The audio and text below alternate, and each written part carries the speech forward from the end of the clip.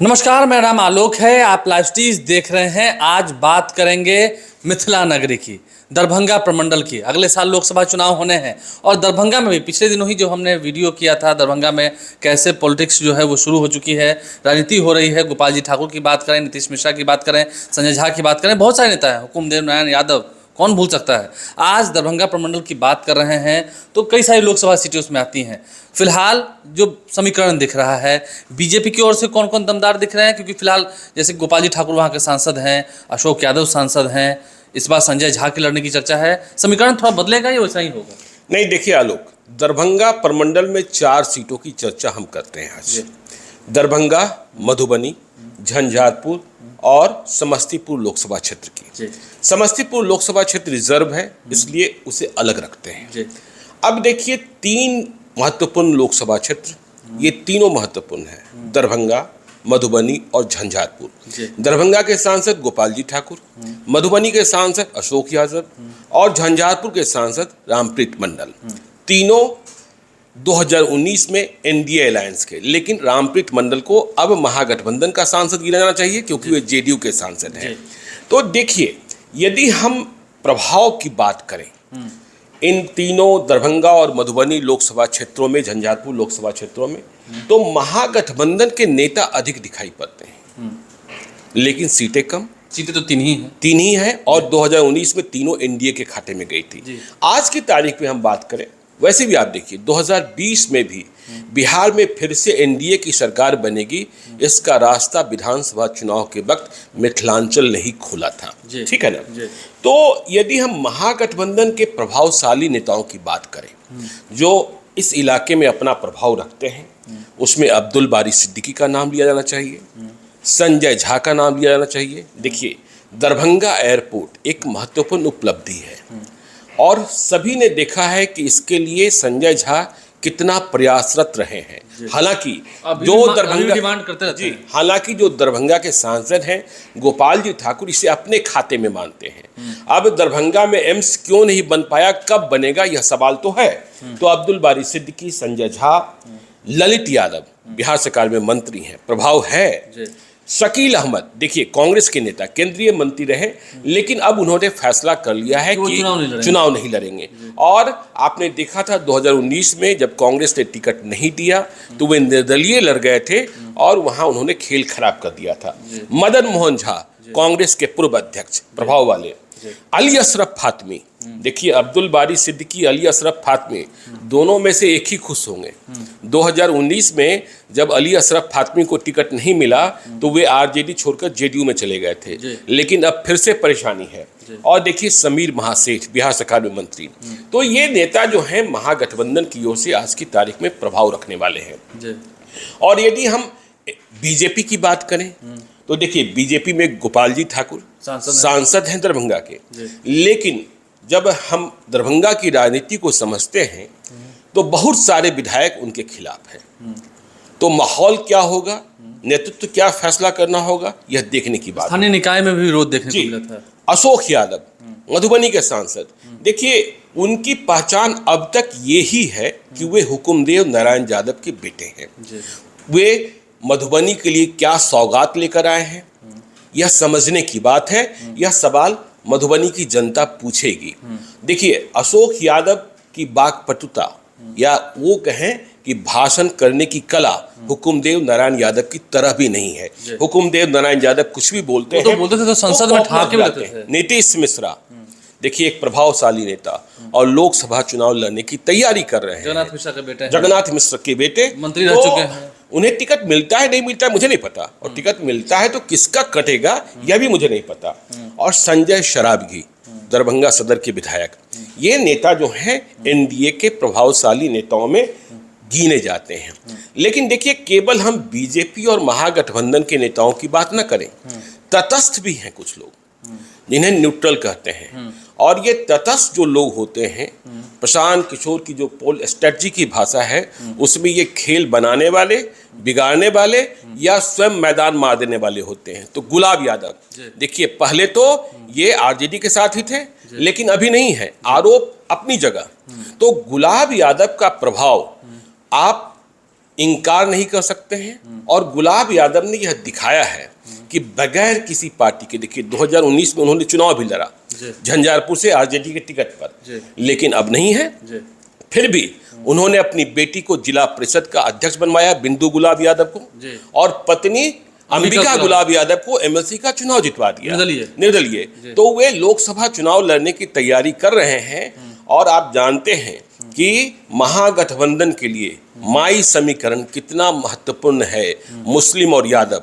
देखिए, जब हम झंझारपुर, मधुबनी और दरभंगा के सांसदों की बात करते हैं तो इस इलाके में यादव मुसलमानों की संख्या अधिक होने के बाद भी वे सांसद नहीं है महागठबंधन से, मतलब कोई मुसलमान नहीं है, सांसद नहीं, कोई यादव सांसद नहीं है, ठीक है ना। हाँ, नहीं मुसलमान की हम बात किए, मुसलमान की हम बात किए, ठीक है ना।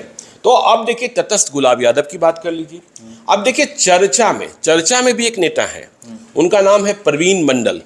इधर झंझारपुर में बहुत चर्चा हो रही है और मुख्यमंत्री नीतीश कुमार ने बुलाकर मुलाकात भी की थी। लोकसभा में उम्मीदवार बताए जा रहे हैं, टिकट मिलेगा नहीं मिलेगा मुझे नहीं पता।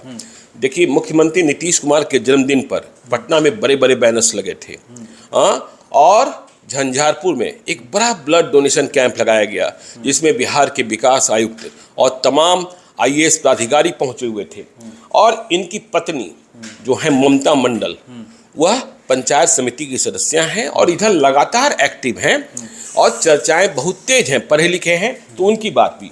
अब देखिए, नाम से बड़े उन्हें भी हम कैसे भूलें। तो नाम से बड़े देवेंद्र प्रसाद यादव मंत्री रहे, सांसद रहे, 2019 में भी चुनाव लड़ा इन्होंने, लेकिन 25,000 मतों के करीब ही अपने बूते लड़ रहे थे, सिमट गए थे। और ठीक इसी प्रकार मगनीलाल मंडल, जो मगनीलाल मंडल है, फिर से एक्टिव है, बीजेपी को और कांग्रेस को छोड़कर सभी पार्टियों में रहे हैं, एक्टिव है, झंझारपुर लड़ना चाहते हैं, लेकिन उम्र के उस पड़ाव पर हैं, ये समझना बड़ा मुश्किल है।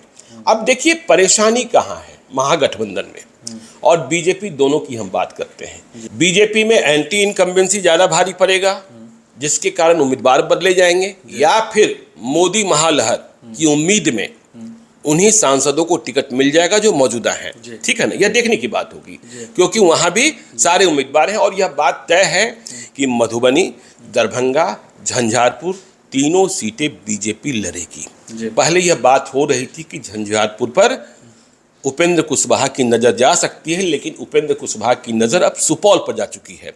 तो इस बात को समझिए। यदि हम चुनावी नतीजे को भी देखते हैं और देखिए परेशानी महागठबंधन की क्या है। संजय झा इस उम्मीद में है कि नीतीश कुमार ने वचन दे रखा है कि उन्हें चुनाव लड़ाएंगे दरभंगा से।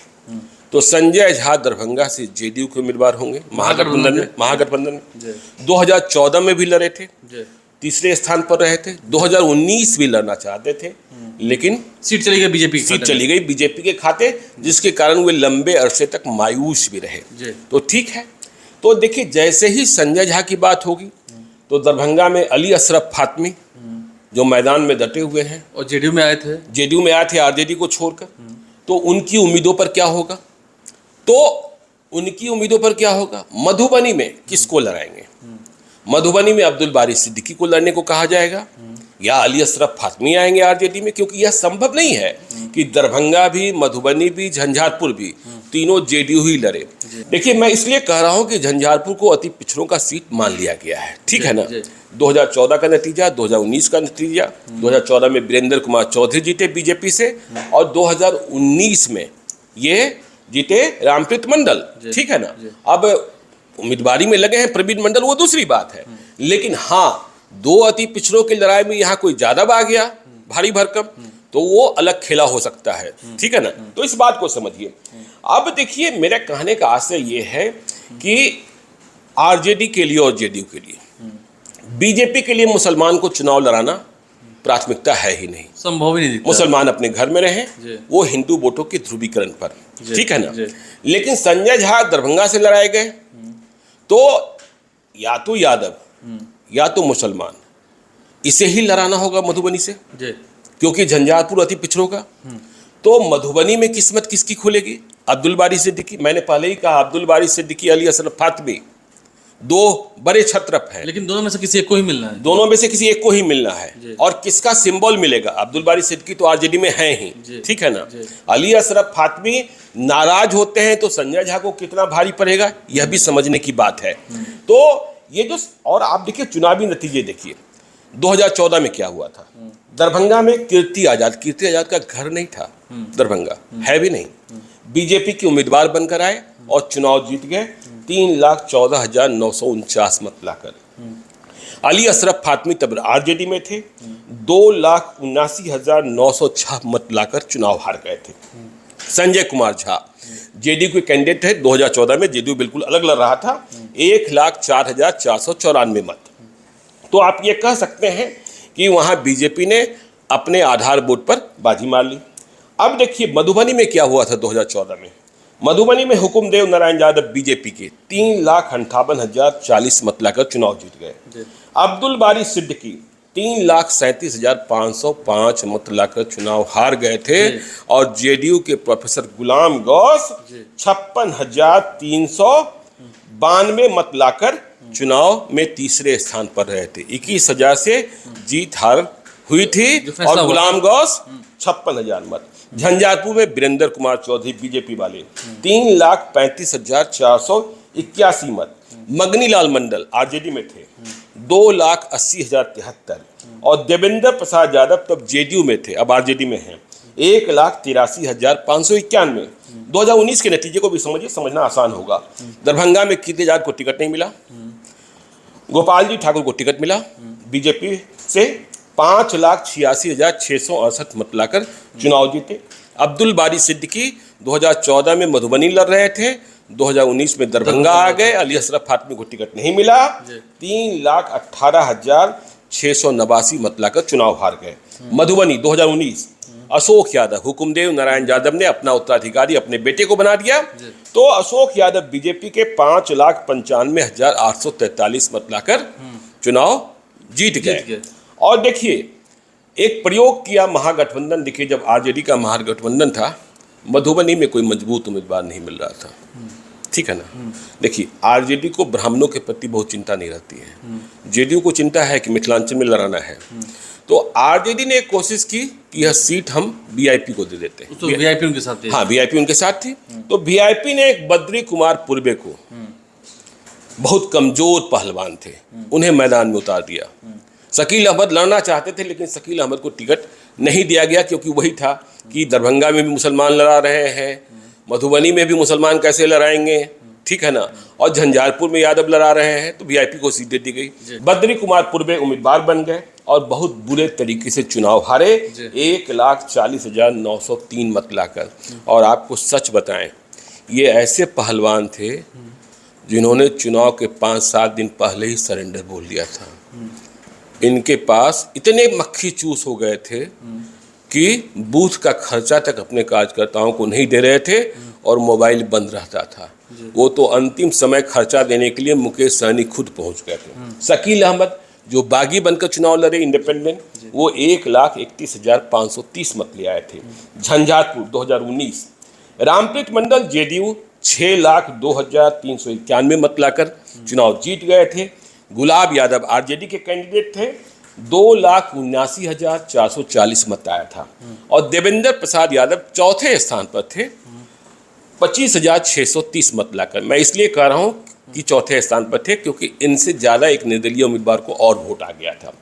तो अब देखिए जो 2024 के हालात हैं महागठबंधन में, मुसलमान, यादव, अति पिछड़ा, ब्राह्मण में कोई एक नाराज होगा, क्योंकि सीटें तो 3 ही हैं। एक तो वो तो रिजर्व है समस्तीपुर जी, झंझारपुर, मधुबनी और दरभंगा, और 4 महत्वपूर्ण वोटर हैं। नीतीश कुमार अति पिछड़ा को नहीं छोड़ सकते हैं, आरजेडी यादव और मुसलमान को नहीं छोड़ सकती है, नीतीश कुमार को, संजय झा को भी चुनाव लड़ाना है, ब्राह्मण को जी। तो 4 ये जो प्रमुख जातियां हैं, इधर फैक्टर हैं, मुसलमान, यादव, अति पिछड़ा, ब्राह्मण में कोई एक नाराज होगा। बीजेपी तीनों सीटों पर चुनाव लड़ेगी। देखिए तो आरजेडी अब मुस्लिम को लड़ाती है कि यादव को लड़ाती है, देखना होगा, ठीक है ना। और देखना होगा इसमें गुलाब यादव की क्या भूमिका होती है।